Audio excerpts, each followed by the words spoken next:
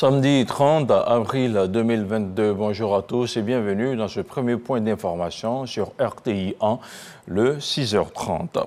Et on démarre avec l'agenda du vice-président de la République, Timoko Melie Kone, a rencontré son prédécesseur hier vendredi à Abidjan avec Daniel Kablan-Duncan. Les échanges ont été cordiaux, c'est ce que nous rapporte ici Jérôme Kofi Abola. Le vice-président de la République a rendu ce jour, vendredi 29 avril 2022, une visite de courtoisie à l'ancien vice-président de la République, M. Daniel Kablan-Duncan. Cette visite revêt plusieurs symboles.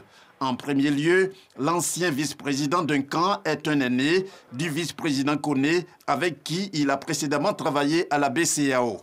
Ensuite, l'ancien vice-président Duncan a eu l'honneur et le privilège d'ouvrir la fonction de vice-président de la République et y a donné un contenu. Au moment de commencer à exercer la fonction de vice-président, il était normal pour le vice-président Kone Timoko Melie, s'inscrivant en cela dans une démarche typiquement ivoirienne, de venir saluer son aîné et prendre des conseils. Les échanges entre les deux personnalités ont été cordiaux et fraternels. Ils ont fait un tour d'horizon des progrès réalisés depuis 2011 par la Côte d'Ivoire dans tous les domaines, notamment en matière de social et d'infrastructure, ainsi que des défis à relever. Au terme des échanges, le vice-président Kone Timoko Melie a dit s'être enrichi des conseils de son aîné et prédécesseur.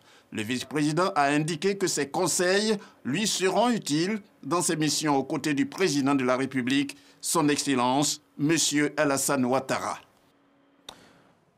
Je vous donne à présent lecture de ce communiqué. Le ministère de l'Emploi et de la Protection sociale apporte à la connaissance des populations vivantes en Côte d'Ivoire qu'en application des dispositions de la loi numéro 2015-532 du 20 juillet 2015 portant Code du travail et du décret numéro 2011-371 du 4 novembre 2011 modifiant et complétant le décret numéro 96-205 du 7 mars 1996 déterminant la liste et le régime des jours fériés.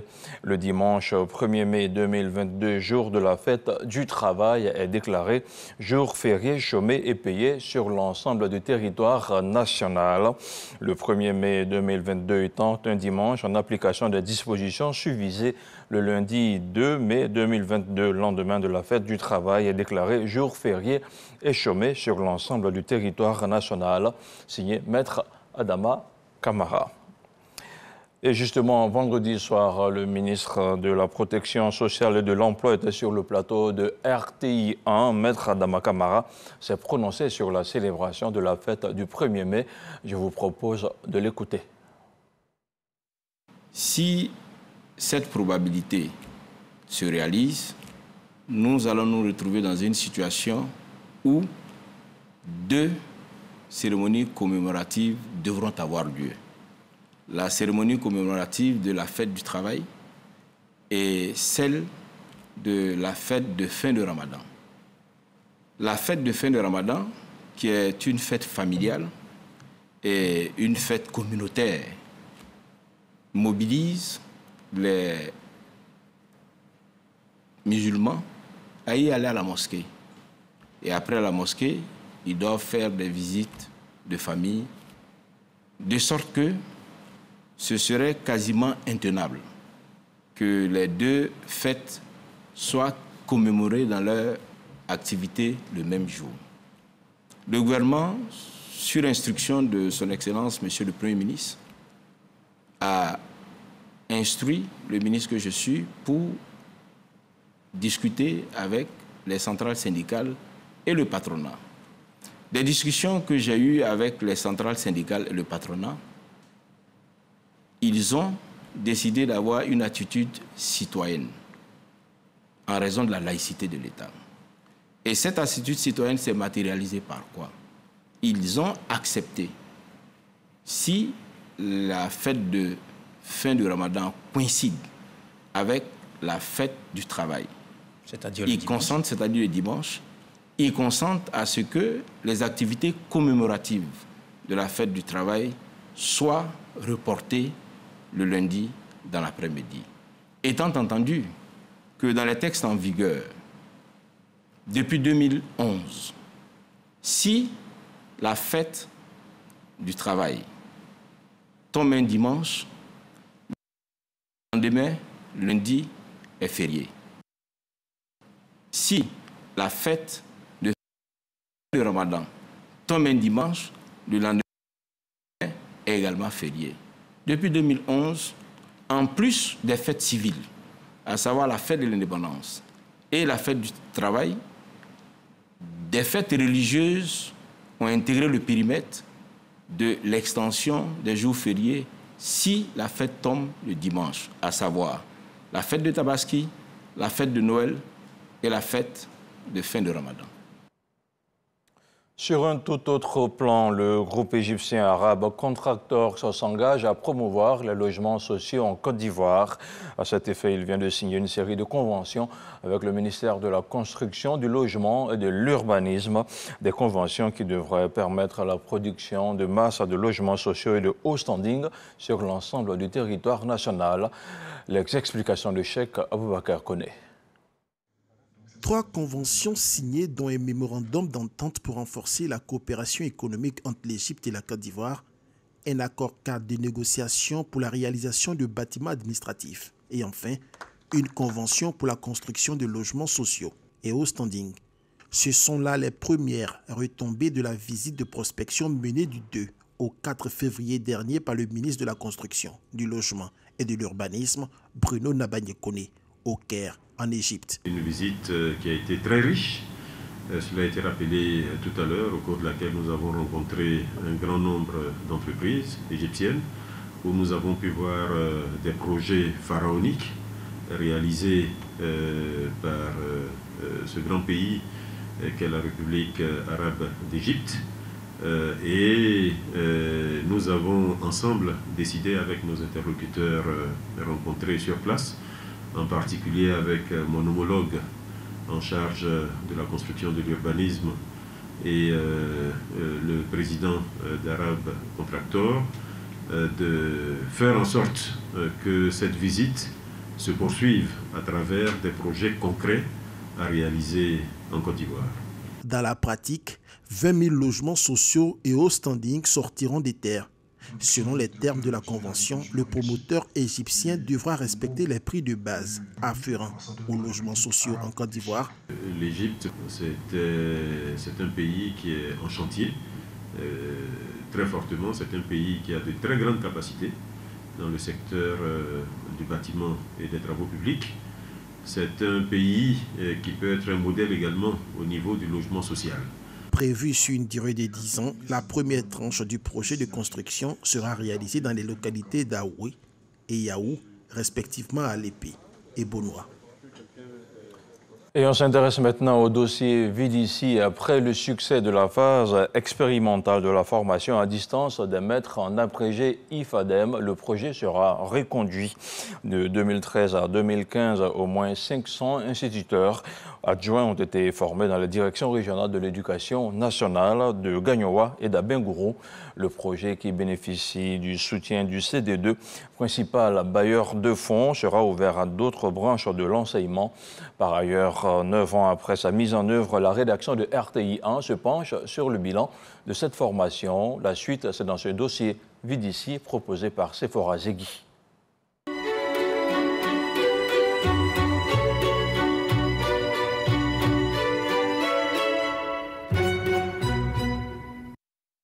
En 2013, ce sont 595 enseignants du primaire issus des zones rurales ivoiriennes qui ont été formés dans le cadre de la phase pilote du projet de l'initiative francophone pour la formation à distance des maîtres IFADEM. Après cette expérimentation réussie, à partir de 2018, IFADEM PAPDES a été mis en œuvre avec l'objectif de former 10 000 instituteurs, 15 000 directeurs d'école primaire, 1000 chefs d'établissement, et nous venons d'y ajouter, depuis le mois de novembre, 3500 directrices d'école maternelle. 9 ans après, que devient ce projet commun de l'Organisation internationale de la francophonie et de l'Agence universitaire de la francophonie, piloté par le C2D? Dans un projet qui concerne près de 30 000 personnes, quand vous atteignez des taux de 85 à 90% de taux de réussite. Et donc, quand on atteint cet objectif-là, on ne peut qu'être satisfait. Pour en avoir le cœur net, nous nous rendons à Daloa, l'une des villes à avoir accueilli le projet. Ambiance bon enfant dans cette salle de classe. On pousse plus haut. Plus haut. Bien, on pousse le tableau. L'institutrice, par ailleurs bénéficiaire de la formation, nous explique le changement qui s'est opéré dans sa manière de dispenser son cours. J'ai utilisé la stratégie 5 de IFADEM. La stratégie 5 permet aux enfants de mieux lire. Parce que cette stratégie décèle les mots en syllabes et en sons. Durant 10 jours, une mission conduite par la secrétaire exécutive de IFADEM PAPDES s'est rendue dans les DRENA de Bondoukou, Boaké, Korogo, Man et Daloa afin d'apprécier les résultats obtenus sur le terrain. Avec l'appui du CDD, l'AFD, le CDD, nous avons pu vraiment bénéficier de financements conséquents pour nous permettre de réaliser toutes ces activités. Compte tenu des livrets et des guides utilisés pour la formation est le fruit d'un travail d'équipe faisant intervenir des experts nationaux et internationaux afin de répondre aux besoins de formation des bénéficiaires. Nous avons fait des entretiens, nous avons fait des visites de terrain. Tout cela nous a permis d'identifier les réels besoins de formation pour chacune des cibles. Et c'est à partir de là que les thématiques ont été proposées pour chacun des livrets. Les acteurs, les encadreurs et bénéficiaires sont équipés de matériel technopédagogique pour suivre la formation et exécuter les activités. Les résultats commencent à être perceptibles dans les salles de classe et dans la gestion des établissements. Grâce à l'ingéniosité de l'équipe projet et à l'intérêt des acteurs pour les formations, le nombre de bénéficiaires a été largement dépassé avec la prise en compte des directeurs d'écoles préscolaires. Les problèmes d'accès à Internet dans certaines localités et la méconnaissance de l'outil informatique par des bénéficiaires ont constitué des difficultés auxquelles le comité de pilotage du projet, les encadreurs et les tutorés eux-mêmes ont trouvé des solutions. Nous avons créé un bassin, j'ai appelé ça bassin IFADEM, c'est-à-dire que les écoles qui sont proches, j'ai réussi à les regrouper 3-3 et ça m'a permis de les visiter et ça m'a permis de faire passer mes communications. Grâce au dispositif IFADEM PAPDES, ce sont 86 tuteurs régionaux, 3 nationaux et 400 technopédagogues spécialistes de la formation à distance qui ont été mis à la disposition du ministère de l'Éducation nationale et de l'alphabétisation. Démarré en septembre 2018 avec un financement d'environ 4 milliards de francs CFA octroyé par le contrat de désendettement et de développement C2D, le nouveau dispositif IFADEM PAPDES en Côte d'Ivoire couvre 36 directions départementales et régionales de l'éducation nationale et de l'alphabétisation. Le projet va prendre fin en décembre 2022. Un dossier de Sephora Zegui à revoir sur RTI1. Dans l'actualité internationale au Bénin, le président Patrice Talon s'oppose à une proposition de loi. La proposition de loi d'un député dont le nom n'a pas été mentionné plaide pour une pension en faveur des anciens parlementaires. Quelques Béninois interrogés sur le sujet n'ont pas caché leur indignation. On se rend maintenant en Algérie où Karim Tabou, l'une des figures du mouvement démocratique, a été de nouveau arrêté. Vendredi soir, la police a débarqué à son domicile d'Alger. Selon un membre de la Ligue algérienne de défense des droits de l'homme, il a été conduit à un commissariat du quartier Châteauneuf. Mais on ignore encore les raisons de cette nouvelle arrestation d'un des visages les plus populaires du mouvement démocratique du Irak. Rappelons qu'il avait déjà purgé une peine d'emprisonnement d'1 an en 2020 pour une publication dénonçant l'implication de l'armée dans les affaires politiques.